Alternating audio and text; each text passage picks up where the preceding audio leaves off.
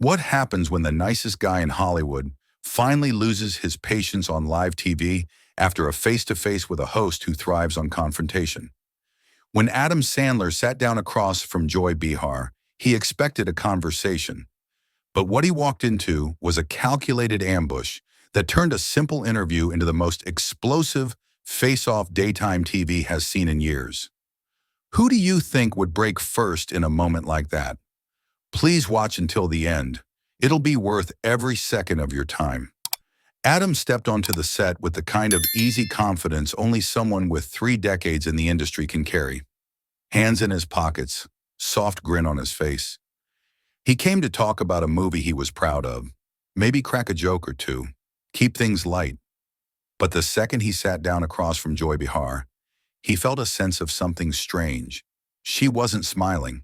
She looked at him like she'd been waiting all morning. No hello, no small talk, no great to have you back. She went straight to the first question. "So, Adam," she said, voice dripping with something between sarcasm and contempt, "this new dramatic role, is that because you finally got tired of being the punchline? Or did Hollywood quietly send you the memo that the man-child routine expired 10 years ago?" The words hit the table like a hammer.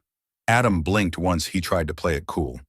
"Well, Joy, I've been doing—" Joy cut him off immediately. "Come on, Adam, be honest. You've made the same movie 15 times, Family Vacation, Goofy Friend, fart jokes, repeat. At some point, even you had to realize you were mailing it in."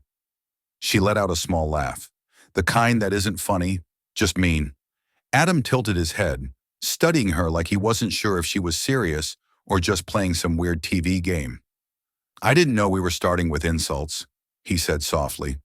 Joy smirked. "Please, if you wanted compliments, you should have stayed home and read your fan mail from middle school boys." Adam's jaw tensed, but not anger. He kept his voice calm, steady. "Joy, I'm here to talk about the film, not whatever you've got against my career." Joy leaned back, crossed her arms, and gave him a look that could slice glass. "Oh, I don't have anything against your career, Adam. I just think it's fascinating that a grown man can make millions pretending to fall down and scream at animated animals, and still call himself an artist." Adam felt that sarcasm. He inhaled slowly through his nose. "Wow. Okay. And," Joy added, raising a finger, "since we're being honest, this serious actor thing you're trying out, it feels less like growth and more like a midlife crisis, new haircut, dramatic lighting, crying on camera. It's cute."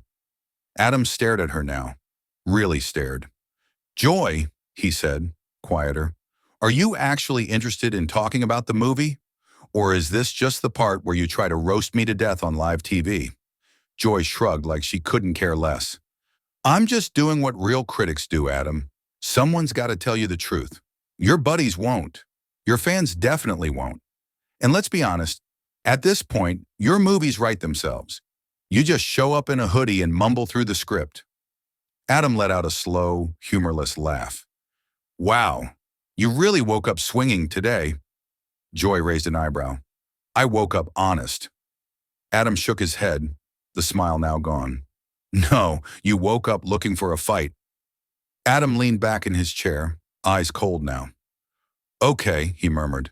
"If that's the game you want to play, I guess we're playing." Joy didn't slow down. If anything, Adam's calm reply only encouraged her to dig deeper. She tilted her head, gave him that sharp, mocking look, and went straight for the softest spot. "Serious acting?" she scoffed. "Adam, please. You didn't transform into some deep, tortured artist. You just put on darker clothes and cut back on the fart jokes. That's not evolution. That's wardrobe." The line hit with purpose, not playful, not teasing. It was meant to embarrass him. Adam let out a small breath, almost a laugh, but there was no humor behind it. "If you think joy is something to look down on," he said quietly, "maybe that explains why you have such a hard time smiling, Joy." A clean hit, subtle, controlled. Joy's lips curled into a smirk, the kind that says she'd been waiting for him to swing back just so she could swing harder. "Oh, that's cute," she said. "You're finally talking back." Took you long enough. She leaned in like a lawyer pushing a witness into a corner. Let's be real, Adam. You call this a career? She swept her hand as if brushing away crumbs. 30 years of the same rinse and repeat kiddie formula. Cheap laughs. Basic scripts. The cinematic version of fast food. And guess what? Even fast food has an expiration date. Yours passed a while ago. Adam's hand tightened around the arm of his chair. Slow, deliberate, and impossible to hide. His jaw flexed. A sign he was trying very, very hard to stay collected. Joy saw it, and she smiled like she just found the crack she wanted. Adam finally leaned forward, elbows on his knees, eyes locked on Joy like he'd just decided he wasn't going to let a single jab slide anymore. You keep talking about standards, he said, voice low but steady. But what standard gives you the right to look down on millions of people who find joy in something simple? Since when did laughter become something to sneer at? Joy's smile sharpened like a knife. She loved that he rose to it.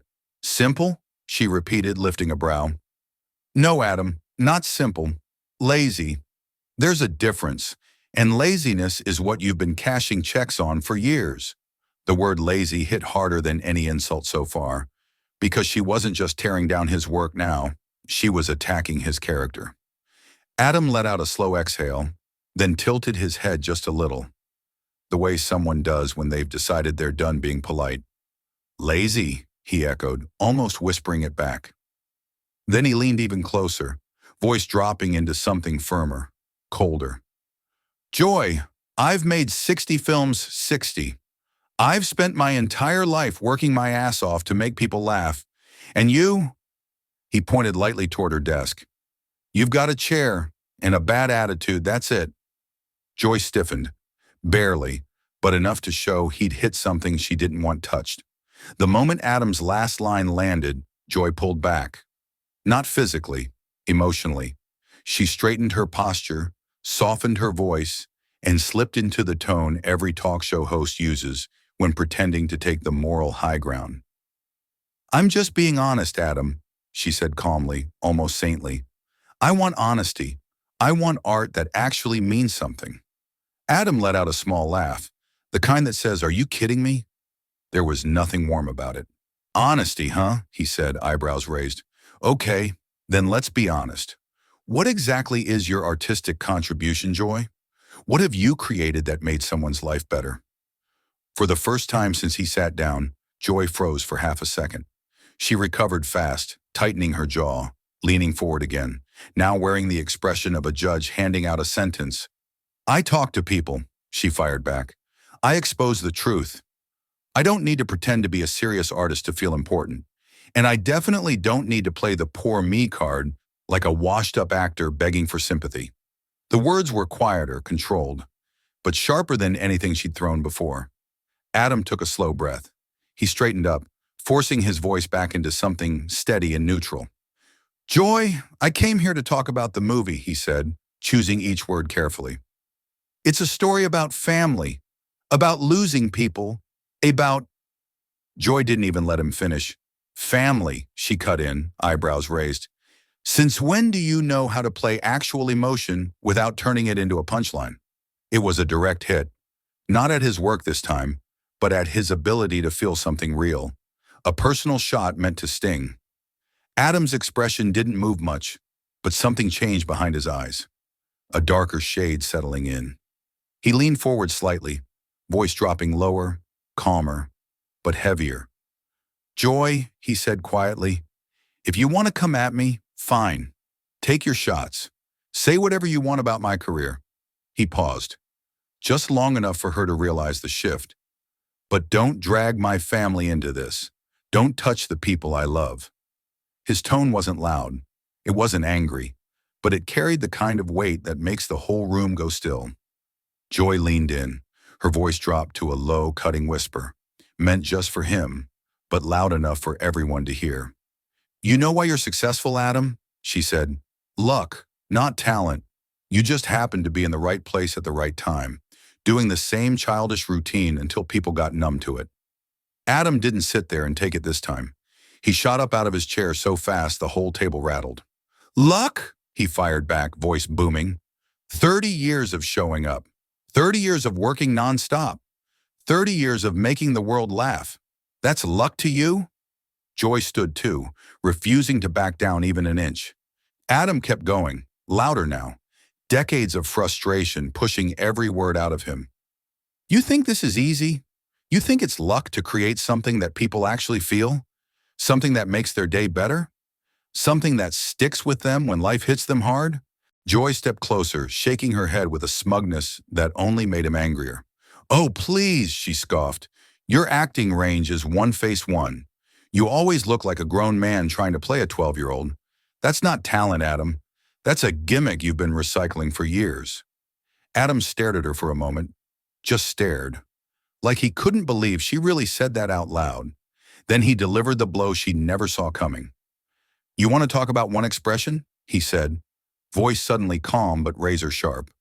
Fine, I've got 60 films, Joy. 60. With laughs, tears, heart, whatever people needed. He pointed straight at her. And you? You've got one expression too. Just one. Pure bitterness. That's your brand. That's what you bring into every room you walk into. Joy froze. Adam didn't blink. That's the difference between us, he added. I make people feel lighter. You make people feel smaller. Adam had reached the point no one ever thought he'd reach. Not the quiet frustration from earlier, not the shaky anger. This was something colder, sharper, the kind of calm that comes right before something snaps. He pulled his phone out slowly, like he was revealing evidence in a courtroom. You call people's joy garbage? Adam said, his voice low and icy. Fine, then listen to this. He scrolled once and began reading, not softly, not emotionally, but like he was laying out proof. My son has autism. Your movies are the only thing that makes him laugh. My dad has dementia. He doesn't remember much, but he remembers your jokes. Your films got me through chemo. He looked up at Joy, eyes burning. Every line here is a real person, Joy, a real life, a real moment. None of it came from a cushy chair on daytime TV. These aren't cheap laughs. These are people. And your problem is, you forgot what that feels like. Joy rolled her eyes. A full, dismissive, bitter roll. Oh, please, she snapped. Don't parade sympathy letters around just to cover up the fact that you can't act. It's pathetic. That was it. The line that pushed everything over the edge. Adam's face hardened. His voice dropped into something flat, cold, steady. The tone of someone who isn't mad anymore. Just done. Joy, he said. You don't interview people. You tear them down. You don't look for truth. You look for targets. You don't add value. You add fear. And the saddest part? He paused, letting the silence choke the room. You do all of it while pretending it's integrity. For the first time since the show began, Joy had nothing. No comeback, no smirk, no sarcasm, just silence. The kind that exposes everything. Adam took one last breath, then pushed back his chair. I spread joy, he said quietly. You spread poison, and I'm done sitting in it. He stood up. No yelling, no grand theatrics, just a simple decision. And a step back from the table, Joy remained frozen, hands on the desk, eyes wide, as if only now realizing she had pushed the wrong man too far. Adam turned and walked off the set without looking back, and Joy Behar, the woman who always had something to say, finally had nothing. If that showdown didn't make your jaw drop, I don't know what will tell me in the comments whose side you're on in this clash. And if you want more explosive moments like this, hit that subscribe button, smash the like, and turn on notifications because trust me, this won't be the last time someone learns the hard way who they're dealing with.